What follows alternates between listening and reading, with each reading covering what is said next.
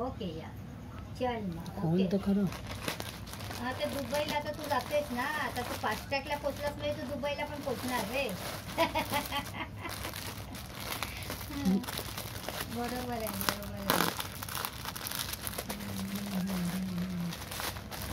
आता जरा थोडं हे होऊन दे मग कधी तुला तर रविवारची मीटिंग कधी असली ना तर मग जरा हा महिना जाऊन दे जरा. हा महिना जरा आहे मग कुठे असली तर मग ते दादर बिदर साईडला कुठे असते ना आपल्या.